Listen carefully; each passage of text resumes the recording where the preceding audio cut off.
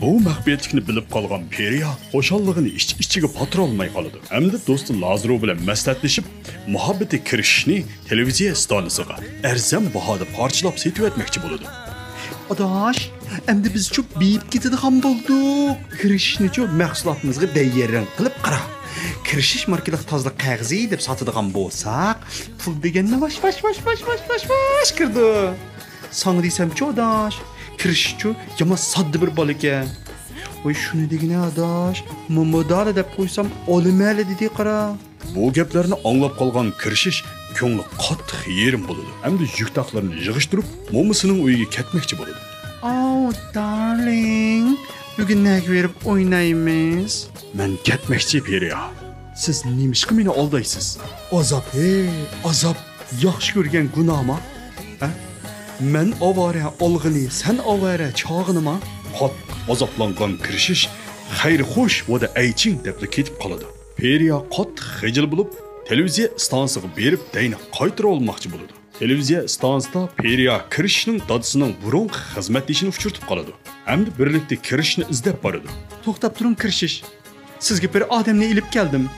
Yaxshimi o'g'lim? Mening ismim Bakira. Men sening dadam. Juma og'zingni odamni chanmagan sen qolgan. Men gapimni qilib bo'lay. Men sening dadangning xizmatdeshi Bakira. U teha hayot. Bakira kirishga o'tgan ishlarning hammasini tafsiliy so'zlab berdi.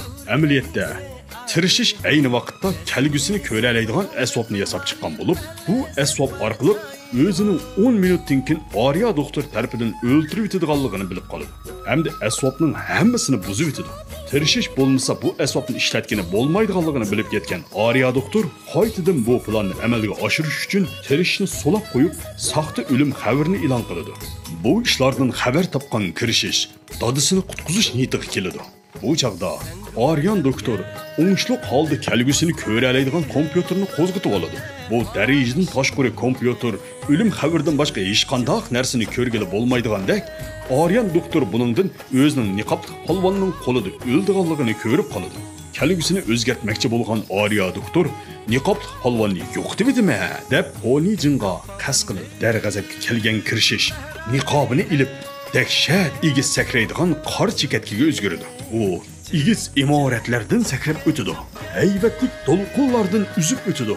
Oxiri suv bo'yidagi bir orolga chiqadi. To'satdan uni taraf-tarafdan Liangshan azmatlardek yasinib olgan dushmanlar qo'rishib oladi. Azmat, siz bakchapsizkan, o'zingiz yel tapan deyzon bo'lamsiz. Men degan yevan. Hoy, hoy, hoy. Hoy. Hech qanday dushman tirishning karton filmidek atgan mushlarini ko'tara olmaydi. Kirishning bostirib kirganligini ko'rgan doktor Ariya tirishish bilan Periyani tutqun qilib oldi. Oy, niqobli polvon, tezdan o'zingni oshkorla, bo'lmasa qiz do'stonga bir pay otaman. Gap qila, oy, qara to'shay. Menda vaygo bor, nimadan qo'rqaydim deb o'ylagan kirishish oldiga kelgan dushmanning hammasini yasaydi. To'satdan doktor Ariya o'q chiqardi. Lekin bizning kirishning oldida o'q bilan po'qning farqi yo'q edi. U shundoq bir qo'lashmagan harakat bilan o'qni to'saydi-da, quyunga to'satdan o'zgarib, darg'azabga to'shqan mushtumlari bilan doktor Ariyani mangulik dam ilishga chiqarib o'tdi. Shuning bilan bu kinolarimiz oxirlashdi. Yig'ib aytganda, bu kino Hindiston fantaziyalik kinolarining ichidagi ssenariyasi bo'lib qoladigan, ifodalash toza joyida bo'lmagan bir kino bo'lib, zerikanda ko'rsangiz bo'ladi. Do'stingizga yondan bayonni tavsiya qilishni unutmang.